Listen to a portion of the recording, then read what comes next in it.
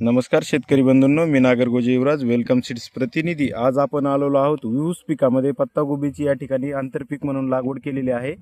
तर भेटूया शेतकऱ्यांसोबत आणि आंतरपीक पत्तागोबी या ठिकाणी घेतलेला आहे, तर त्याबद्दल त्यांच्या शब्दात आपण जाणून घेऊया त्यांचं काय मत आहे की या ठिकाणी त्यांनी आंतरपीक पत्तागोबी हे ऊसामध्ये निवडलेलं आहे। तर दादा नमस्कार। नमस्कार। आपलं नाव? जीवराज नारायण मुंडे, गाव?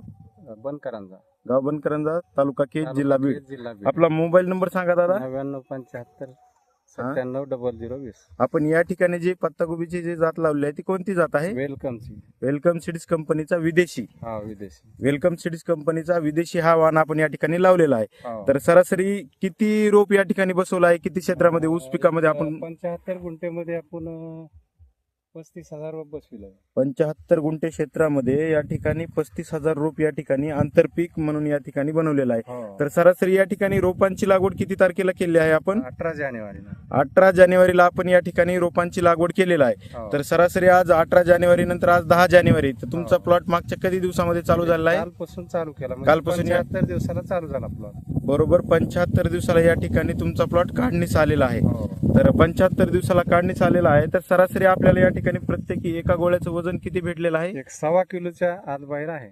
1 किलो ते 1.25 किलो दरम्यान या ठिकाणी वजन पण भेटलेलं आहे, आपण पाहू शकता कलर। तर इतर बाजारात कशी मागणी आहे या व्हरायटीला? बाजारात मी आज अंबाजोगाई मार्केटला नेलं तर एकदम नंबर 1 भावामध्ये गेला, म्हणजे नंबर 1 भाव।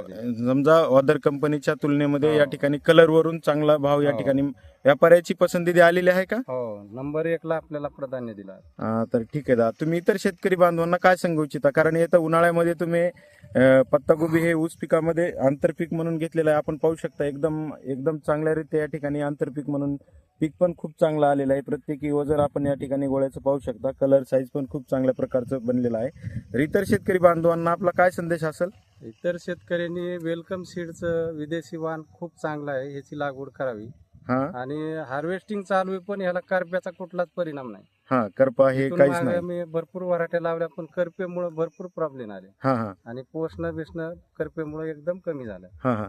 तर व्हरायटीचं एकदम वैशिष्ट्य म्हणजे करपा कुठलाच नाही याला आणखी। हार्वेस्टिंग चालू आहे, पण फुल एकदम पानं तेजदार आहेत सगळे। तर तुम्ही समाधानी आहात का दादा? हो, खूप खूप समाधानी आहे। ठीक आहे दादा, धन्यवाद।